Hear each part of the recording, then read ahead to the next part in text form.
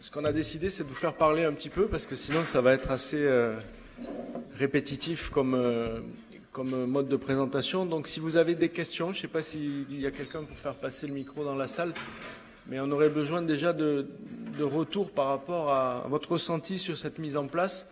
C'est vrai que Marine a fait un gros travail, et merci, parce que je pense que tout le monde est très satisfait du travail que tu as réalisé, et qui n'est pas un travail facile, puisque coordonner tout ce qui se fait en Languedoc-Roussillon, c'est pas simple. Mais je pense que ça va être important pour améliorer le travail de terrain, comme disait M. Keller de l'ARS. Monsieur Wagner, peut-être vous pouvez dire un mot, parce que vous êtes très présent, vous, sur nos réunions, et commenter un peu ce qui a été dit.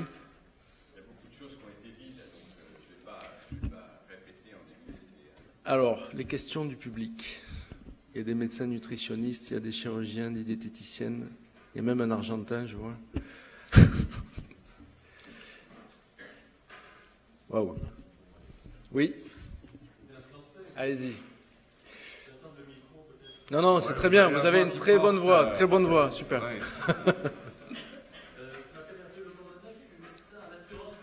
Très bien.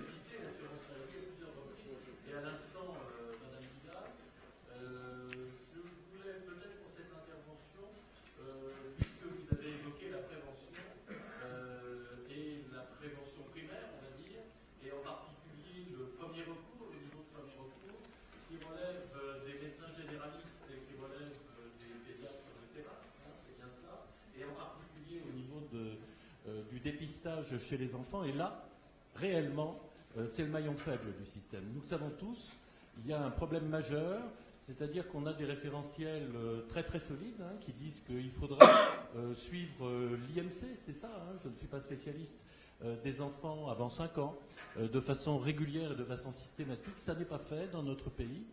L'assurance maladie est consciente du problème et on a lancé... Ça n'est pas fait suffisamment.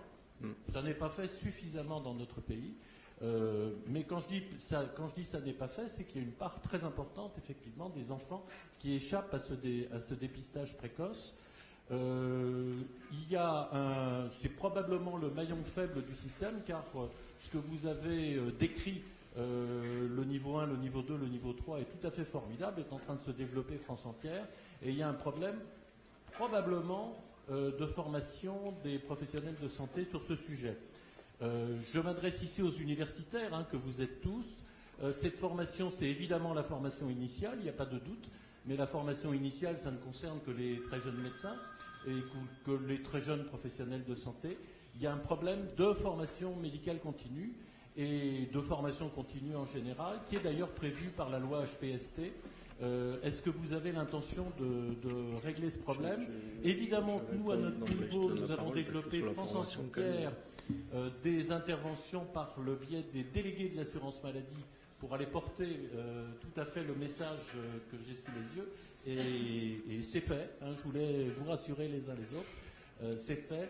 Le message est porté auprès de 3000 médecins généralistes, 300 pédiatres probablement dans la région, et pour 10 000 nouveaux enfants par an.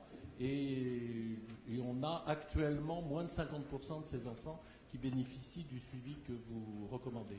Donc est-ce que c'est une réflexion chez vous? Voilà. Alors, merci beaucoup pour votre présence et votre intervention. Juste pour le problème de la formation, puisque nous sommes universitaires, il faut savoir qu'il y a plus de 3 DU depuis plusieurs années, donc un nouveau DU en e-learning qui sont organisés. Antoine gère le DU de nutrition, Eric le DU de métabolique, maladie métabolique chronique, et moi le DU de chirurgie de l'obésité ou prise en charge de l'obésité sévère. Donc c'est difficile de proposer plus en termes au niveau loco-régional. Sachant qu'on a monté avec le docteur Lefebvre depuis 7 ans le réseau Comédie, qui est un réseau de professionnels de santé dédié à l'obésité. Il y en a beaucoup ici qui sont venus, où on travaille en e-learning aussi, avec des réunions présentielles, où 2 à 3 fois par an, il y a des réunions sur le sujet, plus des congrès réguliers de la FERO, Société française, la SOFCO, Société savante de chirurgie de l'obésité, plus la société de SFD qui travaille sur le diabète et donc aussi sur l'obésité sévère, souvent en parallèle. Donc si on veut se former, on peut. À l'heure actuelle, les moyens ils sont à disposition. Là où je suis d'accord avec vous, c'est que peut-être que ce problème de l'obésité et le dépistage primaire, il n'a pas été assez mis en avant et que les médecins généralistes, dans leur cursus, ne l'ont pas eu. La formation, en tout cas, sur l'obésité, notamment suivant les âges. À l'heure actuelle, je pense qu'à la fac, je ne sais pas si tu interviens, j'imagine, de façon oui, mais il y a toujours très très peu de choses. Non, mais moi, je rebondis sur la balle que vous lancez. Vous savez que dans la formation, on essaye de le réformer, mais nous avons été très longtemps quand même dépendants de l'industrie pharmaceutique, aux grandes dames des caisses. Donc, travaillons ensemble et rompons ça. Vous avez la capacité de réunir des médecins. Travaillons ensemble et organisons des réunions ensemble. Moi, je suis à votre disposition là-dessus. Pour moi, c'est une mission extrêmement importante. Donc, Claire, tu voulais dire un mot sur... Alors moi, je veux préciser, mais de toute façon, Monsieur Le Bourdonnais est au courant, puisqu'on a participé à la formation de vos dames pour justement le message à véhiculer du repérage, plus que du dépistage. Moi, je pense que le mot repérage est quand même plus adapté. Après, c'est évident, mais là, rien que la salle et la physionomie de la salle reflètent parfois et lourdement, sans mauvais jeu de mots, l'intérêt porté, parce qu'encore une fois, et auprès des pédiatres, dont je me fais le porte-parole ici, la notion de repérage et de dépistage, elle est connue, et largement connue au niveau de notre société savante. Il y a toujours des sessions à la Société française de pédiatrie sur l'obésité, et donc il n'y a absolument pas de difficulté de le repérer. Ensuite, après, je pense que la mise en place du CSO et d'outils pour guider et organiser autour d'un singulier, d'un enfant singulier, une prise en soin, va nous permettre peut-être d'avancer mieux. Mais c'est vrai que le CSO depuis janvier 2012 a beaucoup avancé. On a déjà travaillé essentiellement sur le recours 3 que je vais vous présenter là, qui concerne les obésités sévères, parce qu'à l'évidence, il y a des enfants qui sont en grande situation médicale et vitale parfois, qui nécessitent une coordination franche des soins, et ça n'était pas fait. Donc je vais en parler. Après, la deuxième étape que Marine a très bien explicitée tout de suite avec cette cible, ça va être effectivement de s'articuler avec l'existant dans les CHG, parce que c'est évident que plus on n'est pas concurrentiel, et ça c'est un mot que moi je veux entendre aujourd'hui, mais on est complémentaire. Pour les enfants, c'est évident que l'organisation des soins dans certains bassins de population est déjà bien mise en place. Je suis allée avec Marine voir mes collègues de Perpignan où il y a déjà quelque chose de fait et d'organisé. Et évidemment, on va s'appuyer là-dessus. Et puis ensuite, après, le fameux annuaire que tout le monde nous réclame, qui sera mis à disposition, est fondamental. Parce qu'effectivement, Antoine Avignon l'a dit tout à l'heure, ça n'est pas un problème stricto sensu médical. C'est un problème de mise en lien de différents acteurs. Et c'est très complexe. Et chez l'enfant, a fortiori. Parce qu'encore une fois, vous pourrez dépister ou repérer si les parents, pour ce qui me concerne, ne sont pas du tout sensibilisés à la notion de l'intérêt du repérage et de la prise en charge précoce, on va dans le mur. Philippe Frogel, à qui faisait allusion Antoine aussi, sur l'aspect génétique du déterminisme de cette pathologie, a aussi écrit d'autres choses, et des algorithmes en particulier, dans une étude de 2012 chez l'enfant, où il peut prédire à 80% dès la naissance qu'un enfant va devenir obèse, en fonction des critères de poids de naissance, des critères d'obésité maternelle pendant la grossesse, en fonction, beaucoup de choses, mais des algorithmes qui ne sont pas médicaux strictement. Et ça bat en brèche complètement, justement, cette théorie que la génétique réglerait tout ou expliquerait tout. Dans certains cas bien précis, c'est évident, et le centre Prader en est le modèle, puisque le modèle Prader-Willi, c'est le modèle de l'obésité grave par excellence. Mais ça, c'est des modèles de réflexion. Ce n'est pas des modèles de prise en soin. Voilà. Il y a un autre fait qui est aussi très important, monsieur, c'est qu'on a fait avec le professeur Bringer une thèse de médecine générale il y a 5 ans, où on a contacté 100 médecins généralistes pour savoir ce qu'ils pensaient de la prise en charge de l'obésité sévère massive, de la chirurgie. Plus de 50% n'avaient pas le temps ou n'avaient pas d'intérêt à répondre à cette étude. Donc les gens qui sont là sont intéressés évidemment, mais il faut savoir qu'il y a énormément de médecins généralistes, voire de médecins, d'anesthésistes ou de chirurgiens qui pensent que les obèses, il n'y a qu'à pas manger. C'est la théorie du yakapa. Donc il y a un gros problème de mentalité encore à l'heure actuelle. On essaye de travailler pour faire comprendre que l'obésité, c'est une vraie maladie, et que si c'était aussi facile que le yakapa, on aurait moins de problèmes. Mais c'est pas tout le monde. Ceux qui sont là ont compris, et tant mieux. Mais il y en a beaucoup qui n'ont pas compris. Je crois qu'il y a deux questions. je suis Françoise Rivals, je suis généraliste et je suis secrétaire. Il faut appuyer sur le petit bouton rouge en dessous du... Un appui long.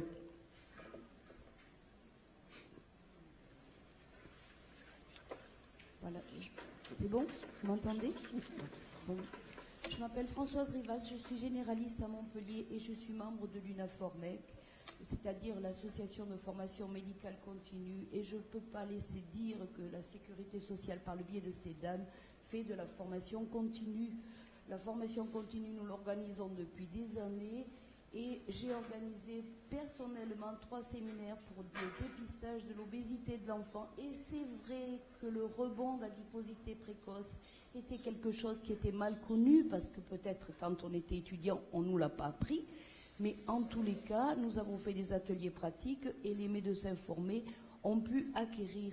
Je pense que c'est comme ça qu'on se forme, en réfléchissant à la problématique et pas par la visite d'une dame. Merci de m'avoir écouté. Après, moi, je rebondis aussi parce que je n'ai pas parlé de formation médicale continue par l'intermédiaire des dames, j'ai dit sensibilisation à la problématique. Après, moi aussi, j'ai participé à des réunions et des formations médicales continues sur le thème, forcément, et je sais très bien que c'est par ce biais-là qu'on pourra, et la formation primaire, parce que je pense quand même que ça, c'est important. Vous faites allusion au rebond d'adiposité, c'est évident qu'en pédiatrie, cette notion-là, il faut la relayer, la répéter, l'amplifier, etc. Mais au-delà, il faudra quand même articuler le soin et que vous ayez des ressources, ce qui n'est pas toujours simple. Et Marine en particulier s'y attache beaucoup pour essayer de vous fournir le plus vite possible cet annuaire de ressources avec le concours, et on n'en a pas parlé, du Conseil de l'ordre des médecins qui pour la première fois, qui a accepté de mettre dans son bulletin Héraultais le programme d'aujourd'hui. Donc c'est vrai que c'est important et intéressant, et preuve que ça relaie aussi au niveau des tutelles et des structures qui nous encadrent, disons. Alors une dernière question, parce qu'après on va... Une remarque très rapide sur la prévention, et c'est un point très important. Donc Edouard Ganessia, je suis endocrinologue, mais je me suis formé il y a 10 ans au DU d'obésité de l'enfant.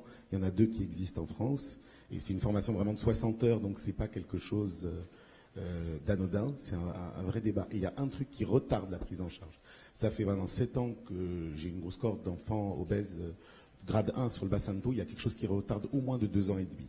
C'est que ce dépistage, donc tu as raison Claire, il y a les antécédents familiaux et le rebond précoce qui fait que quand l'enfant est encore de poids normal, on peut dépister les choses. Mais très souvent, une fois que le dépistage a été fait, ça se résume à, sur le carnet de santé, attention au poids, 2 points d'exclamation. Et plus il y a point d'exclamation, plus il y a de retard, c'est-à-dire qu'il y a une culpabilité. C'est balancé comme ça de façon laconique. C'est une maladie chronique, on ne balance pas un diabète, on ne balance pas des fois un cancer de cette façon-là, et c'est balancé comme ça. Moi, en tout cas, 80% des enfants que je vois, ça a été balancé comme ça. Il y a eu au moins 2 ans pour réagir à ça, parce que la première chose qu'on voit ça, les parents sont sidérés, ils sont culpabilisés, parce qu'une fois que le dépistage a été fait, il n'y a rien ou pas grand-chose qui a été proposé ensuite derrière, en dehors de attention au poids, point d'exclamation. Donc ça, je pense que s'il doit y avoir des formations, elles doivent vraiment porter sur l'annonce et sur ce moment clé entre le dépistage et le début de la prise en charge. Non, mais je crois qu'on va progresser sur la formation. On est là aussi pour échanger, pour nous, après, au niveau universitaire, adapter sur les formations et travailler là-dessus. Claire, on va peut-être te donner la parole pour la prochaine présentation. C'est un peu dur en disant il n'y a rien en aval, parce que là aussi je m'inscris en faux. Il y a des choses qui, à mes yeux, sont peut-être quand même assez péjoratives, c'est restriction alimentaire. Et ça, ce mot-là, exprimé à partir de l'âge de 2 ans, puisqu'effectivement l'examen obligatoire, le dernier est à 2 ans, sous cette forme de restriction alimentaire n'est certainement pas le bon message. C'est manger normalement avec des outils adaptés. Et ça, dans l'éducation nutritionnelle, c'est complexe. En témoigne le carnet de santé des enfants. Si vous avez en main un carnet de santé d'enfants actuel, au moment de la diversification, si vous arrivez à vous repérer dans ce qui est proposé, franchement, dans un message clair et simple, je ne vois pas. Donc là, je vais moi vous présenter ce qui est en l'état actuel de l'organisation du CSO, le chemin clinique de l'obésité sévère de l'enfant. Donc évidemment, on s'inscrit dans le recours 3, je n'y reviens pas, pour abréger le débat du recours de prise en charge de l'obésité globalement mis en place dans le schéma du plan obésité. Donc le recours 3, c'est essentiellement pour les obésités sévères ou compliquées, mais déjà là, il y a une définition à revoir et qui n'est pas claire dans la littérature, chez l'enfant en particulier. Chez l'adolescent et l'adulte jeune, c'est assez clair, j'y reviendrai sur 2 plaques. Par contre, chez l'enfant jeune, qu'est-ce qu'on entend par obésité sévère? Est-ce qu'on utilise l'IMC, c'est ce qui est fait le plus souvent actuellement dans les articles? Est-ce qu'on parle de l'âge auquel on présente une obésité parce que ça peut avoir un impact sur le futur et que ça peut aussi être programmé déjà dès la grossesse, on en a parlé tout à l'heure, et pour ceux que ça intéresse, le diaporama sur l'enfant de mère obèse sera mis sur le site du CSO puisqu'on est un petit peu contraint par le temps. Est-ce l'ancienneté de l'état d'obésité, puisqu'on sait qu'il y a une corrélation très stricte entre le début de l'entrée en obésité et l'apparition des complications secondaires, déjà chez l'adolescent, puis chez l'adulte jeune, puis chez l'adulte plus tard. En résumé, on a beaucoup de mal à revenir à un état d'équilibre ou à améliorer sa santé quand on a démarré son obésité précocement. Est-ce la rapidité d'évolution de la prise de poids? Ça, c'est un élément dans certains articles qui est important à considérer, et on relaie là le repérage. Cette notion est en particulier précoce chez l'enfant de moins de 2 ans de l'envol du BMI, et je vous montrerai des plaques assez évocatrices, sont peut-être des éléments prédictifs de surveillance à mettre en place de manière très active à ce moment-là. Est-ce l'existence des comorbidités? Et ça, c'est la tendance qu'on a par rapport à justement la définition de l'obésité sévère de l'adulte, c'est la notion des comorbidités, mais elles existent déjà chez certains enfants que j'ai définis précédemment. Est-ce l'obésité réfractaire aux prises en charge de niveau 1 et de niveau 2. Est-ce que c'est le contexte familial, puisque ça, on sait que c'est un déterminant fondamental chez l'enfant de l'entrée en obésité précoce, puis de la pérennisation du problème? Ou est-ce l'obésité secondaire ou syndromique? Ça, c'est pas anecdotique au niveau du centre, puisque, je vais y revenir, on en prend beaucoup en charge, mais c'est parfois le cas, par exemple, dans les obésités secondaires à certaines tumeurs cérébrales de l'enfant qui génèrent quasi équationnellement des obésités graves, voire morbides et compliquées. Est-ce que cet enfant, à vos yeux, parfaitement mignon au demeurant au niveau de la frimousse, est déjà en obésité sévère? Pour moi, oui, parce qu'il a déjà un handicap évident, c'est-à-dire qu'il a déjà du mal à se mettre debout, rien qu'à cause de son poids. Or, cet enfant a à peu près 9 mois, donc il a déjà une comorbidité qui est le fait, et un handicap qui est le fait qu'il y a un handicap fonctionnel. Mais est-ce que ce que moi je pense le plus important, je viens de vous le dire, c'est à droite, cet enfant qui entre 6 et 10 ans a un BMI qui s'envole, et cette notion justement de rebond d'adiposité précoce que notre collègue tout à l'heure a évoqué, et qui continue à s'aggraver, est certainement le déterminant le plus important des obésités sévères futures.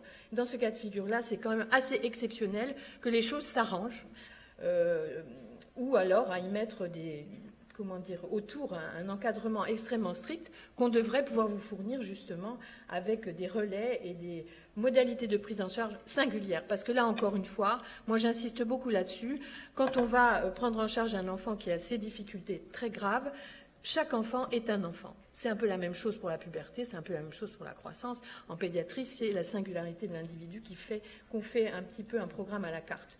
Donc là, c'est les définitions que je ne vais pas revenir dessus, que vous connaissez bien avec les différentes courbes et l'évolution et le rebond d'adiposité chez les filles et chez les garçons. Les chiffres de l'obésité sévère, il y en a très peu à disposition actuellement, et dans la littérature et sur les données ni de l'INSEE, ni de l'adresse, etc. Tout ce qui vous a été montré par Antoine en termes d'épidémiologie fait allusion toujours à la notion d'obésité, mais jamais l'obésité sévère, et a fortiori chez l'enfant. Mais aussi la notion dans l'enfance de la précarité du milieu fait qu'il y a certainement une surenchère de l'obésité grave dans les milieux les plus précaires et les plus défavorisés, malheureusement. Donc en Languedoc-Roussillon, il y a à peu près 4% d'enfants en état d'obésité, mais je pourrais difficilement vous dire combien sont en état d'obésité sévère. Les chiffres quand même un petit peu plus précis que m'a communiqué Monsieur Romarin, entre 1995 et 2012, vous voyez les chiffres, je vous les laisse lire, avec une relative stabilité depuis 2007, qui traduit peut-être l'impact non seulement du plan régional nutrition santé qui avait été mis en place, et aussi évidemment le PNNS globalement. Et ça se retrouve dans certaines régions de France. Et puis, chez des enfants, à l'examen du 6-7 qu'évoquait Édouard Ganassia, 4% d'enfants obèses en Languedoc-Roussillon, sans allusion à l'obésité sévère.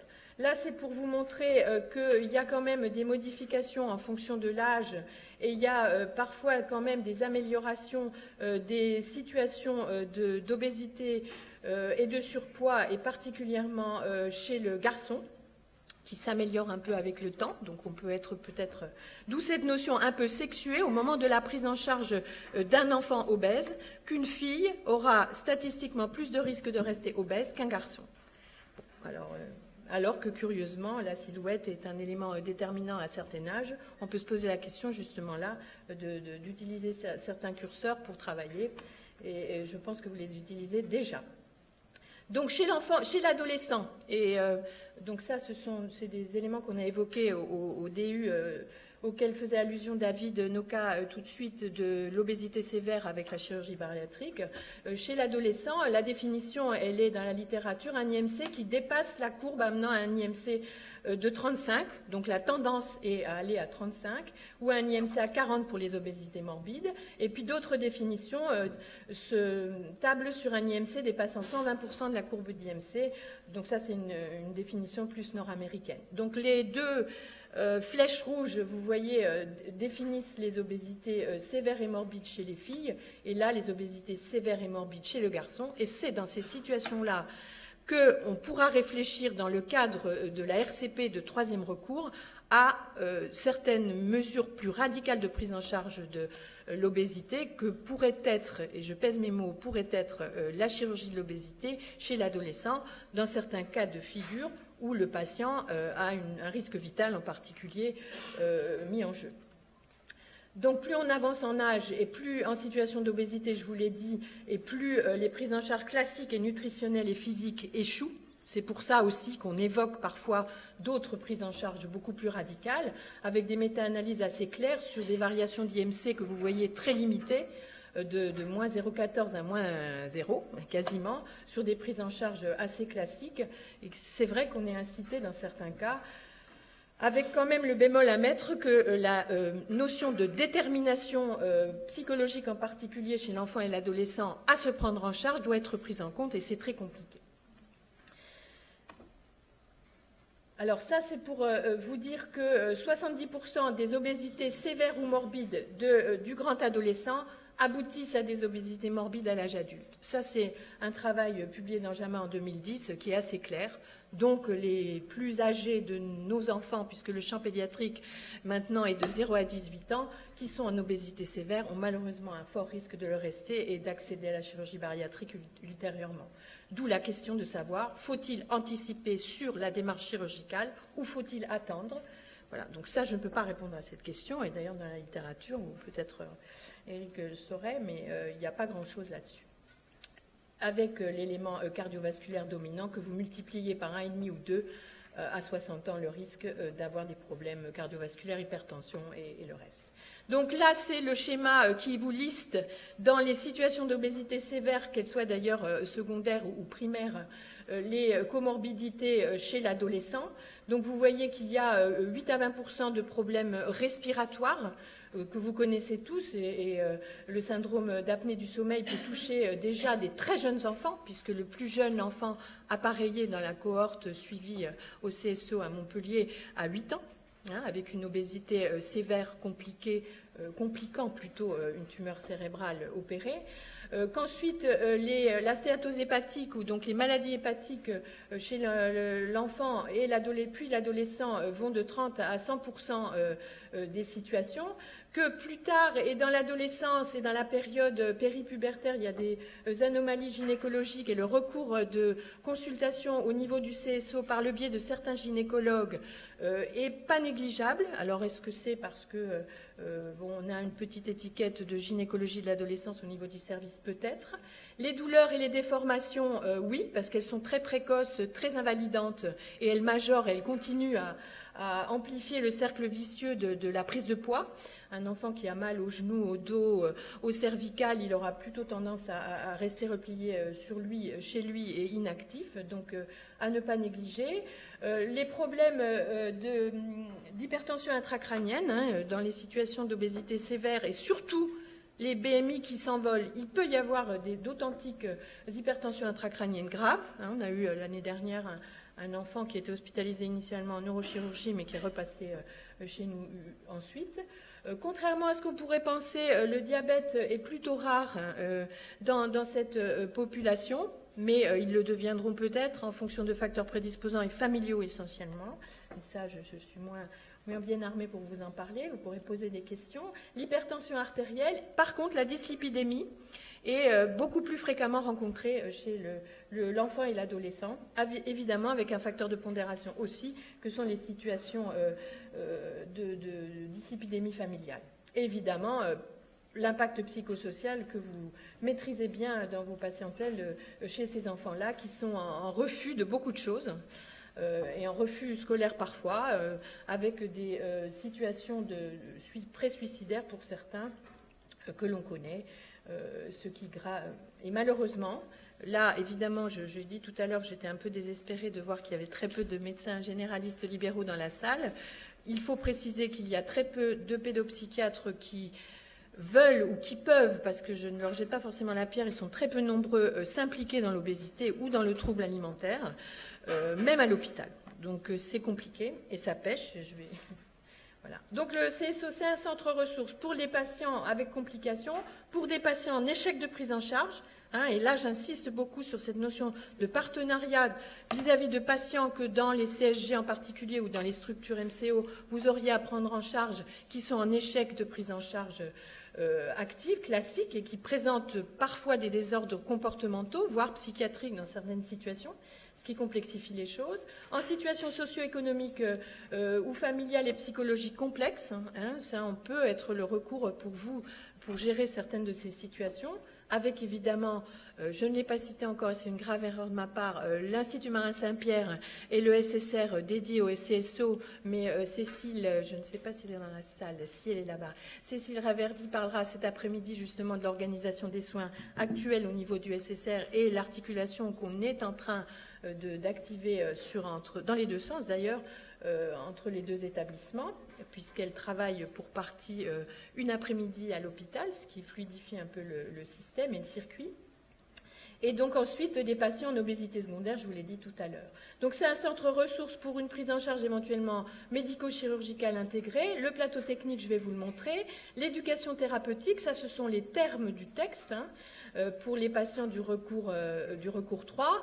Sachant qu'actuellement, l'éducation thérapeutique ne peut pas, pour des raisons logistiques et essentiellement humaines, être faite au niveau du CHU, et elle est beaucoup faite à l'Institut Marin-Saint-Pierre, et aussi historiquement, puisque vous savez que cet établissement a beaucoup œuvré pour l'obésité infantile depuis des années. Un conseil familial et le dépistage génétique, donc ça va un peu à l'encontre de ce que je vous ai dit tout à l'heure, mais ça, c'est plutôt parce que, pour ce qui concerne l'activité au niveau du CHU, j'ai un petit peu articulé le plateau technique et les modalités de prise en charge en fonction d'une maladie avec obésité, qui est la maladie de Prader-Willi, dont nous sommes centre de compétences. Et évidemment, j'ai un peu fait du copier-coller pour les obésités sévères de l'adolescent et du grand enfant pour les prises en charge. Donc il y a cet aspect génétique quand même, mais aussi avec une arrière-pensée au plan, disons, de la recherche qui, même si elle ne doit être faite dans les textes que dans les centres intégrés, je pense quand même qu'on pourra peut-être l'activer avec les généticiens qui sont très demandeurs. Et ils proposent actuellement un panel de gènes qu'on peut évaluer, que ça va de MC4R à la délétion 6P, au Prader-Willi, etc., pour essayer justement de voir un petit peu comment se présentent les enfants très jeunes avec une obésité sévère. Parce que moi, je pense que c'est ceux-là qui pourrait être intéressant d'explorer pour comprendre cette maladie. Et vous savez que dans le MC4R ou la délétion MC4R, ce sont des obésités graves, sévères, très précoces, sans autres anomalies. Ensuite, la formation, on en a parlé, et la mise en place de la RCP, on va passer là. Donc, on colle évidemment au RECO HAS 2011, revisité en octobre 2011, avec toute la définition que j'y ai donnée tout à l'heure, et je vais y revenir dans le fonctionnement actuel. Donc le CSO, le gros, actuellement, la cohorte est alimentée par le CHU essentiellement, les patients Prader-Willi, donc la cohorte d'enfants Prader-Willi qui est à peu près aujourd'hui de l'ordre de 40 enfants, mais aussi alimenté par les services de pédiatrie spécialisée, évidemment, qui sont en prise directe avec notre unité, la gastro-entérologie, la neurologie, puisque vous savez que certains traitements à visée neurologique chez l'enfant sont véhicules d'une prise de poids très excessive, la neurochirurgie, évidemment, pour les tumeurs cérébrales, et puis certains malades un peu particuliers qui ont des obésités morbides d'apparition rapide, donc ce sont aussi des syndromes bien particuliers, mais il y en a peut-être dans vos patientèles, c'est pas si rare. La psychiatrie, qui même si elle ne veut pas trop les prendre en charge, nous en envoie, donc c'est un peu compliqué. Les généticiens, les orthopédistes. Évidemment, les CHG et le SSR, l'Institut Marin Saint-Pierre, en deuxième intention. Les médecins nutritionnistes et spécialistes en endocrinologie et les gynécos, je vous l'ai dit. Les pédiatres libéraux, évidemment, et ça je pense qu'on nourrira des relations très actives, beaucoup plus formelles justement dans le cas de repérage et formation et éventuellement outils pour prendre en charge ces patients. Les médecins scolaires et de PMI, les chiffres que je vous ai donnés tout à l'heure de l'incidence et de la fréquence de l'obésité chez l'enfant a fait l'objet évidemment d'un travail qui est complexe au niveau scolaire. Pour en faire d'autres sur la croissance, je peux vous dire que ce n'est pas si simple que ça. Et donc les chiffres que l'on a sont vraiment très validés et d'autres régions nous les envient parce qu'ils n'ont pas réussi à le faire. Ensuite, des médecins libéraux généralistes, mais aussi les réseaux de santé, mais aussi les familles. Donc moi, je m'interroge quand même sur le fait que certaines familles accèdent spontanément, sans le relais de leur médecin, alors que normalement ils ont défini un médecin référent, au niveau de l'hôpital pour la prise en charge d'obésité aussi grave, parce qu'encore une fois, on parle d'obésité très, très sévère. Donc là, il y a effectivement certainement des choses à faire en matière d'information à nouveau, mais je suis un peu pessimiste parce qu'il y a eu quand même beaucoup de battages de feu autour de l'obésité et ça suit très difficilement. Donc la consultation se fait, la prise en charge se fait soit en hospitalisation conventionnelle, soit en hospitalisation de jour, et elle va comporter un panier d'examens qui vont être programmés ou proposés en fonction évidemment de la situation singulière qu'on a en face de soi. Donc essentiellement un plateau technique d'évaluation cardio-respiratoire et métabolique, parce qu'il faut évaluer le déconditionnement de ces enfants-là à l'effort avant de leur proposer de les remettre aux activités physiques adaptées. Il y a ensuite une épreuve d'effort métabolique, mais ça, je pense que M. Renard et peut-être Antoine en parleront, parce que c'est un peu du copier-coller aussi avec ce qui est fait au CERAM chez l'adulte pour évaluer l'utilisation des substrats énergétiques et quelle est proposer la meilleure activité physique adaptée en fonction justement de ces résultats. Un plateau technique d'évaluation du sommeil qui est dédié aux enfants, mais même aux très petits enfants, très jeunes enfants. Là, le plateau, il comporte d'autres éléments, évidemment, de réflexion. C'est un plateau technique pédiatrique global et je ne peux pas ne pas citer mes collègues Pascal Amédro et Stéphane Matecki qui l'animent. Et donc, vous pouvez y avoir recours. C'est un plateau technique très polyvalent, non seulement le cardiovasculaire, mais aussi la pneumo, mais il y a aussi beaucoup d'autres choses. Je vais faire un petit peu de publicité. Pour l'exploration du sommeil, donc vous connaissez la polysomnographie, mais il y a aussi l'oxymétrie nocturne avec un appareillage bien spécifié. Et vous montrez là qu'on peut le faire à tout âge, avec évidemment quelques conditions techniques spécifiques à l'enfant. Ce qui nous différencie justement des explorations respiratoires qui peuvent être faites au niveau du centre du sommeil chez M. Dauvilliers, où ils ne sont pas très à l'aise, et ils le reconnaissent volontiers, avec les tout-petits et les très jeunes. Voilà. Ensuite, d'autres examens, une consultation évidemment d'évaluation diététique et de conseil, et les autres spécialités, ORL, ophtalmo, orthopédique, radio, l'urologie et l'urodynamique, parce qu'on s'est rendu compte que dans ces situations d'obésité sévère chez l'enfant, il y avait souvent des problématiques urodynamiques et aussi d'oncoprésie en particulier, la chirurgie plastique et reconstructrice et la génétique. La pédensmétrie, la DEXA, la calorimétrie ne sont pas à disposition. Ensuite, malheureusement, pas de psychiatre et de psychologue, je vous l'ai dit. L'ETP au travers du partenariat avec le SSR et d'autres structures, une assistante sociale quand même. Et quand les enfants ont un gabarit qui ne peut pas relever de notre prise en charge pour des raisons matérielles, évidemment, le recours aux adultes.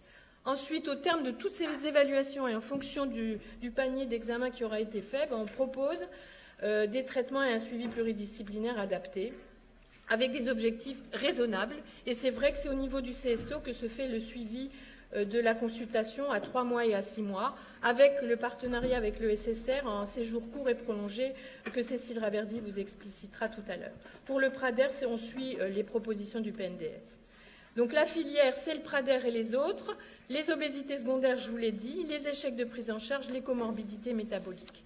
Et dans les perspectives, pour terminer, évidemment, je le répète, ne pas se substituer à l'existant déjà bien structuré dans certains bassins de population, mais compléter, et puis spécifier des consultations dédiées, ce qui va être le cas à partir de juillet, où il y aura un jeudi par mois qui sera dédié exclusivement à ces situations graves, avec, je l'espère, après l'organisation de réunions avec l'Institut Marin Saint-Pierre ou d'autres SSR pour essayer d'organiser des séjours. Voilà. Donc le reste, je vous laisse lire, puisque c'est dans le futur et le développement de certaines choses. Je vous remercie.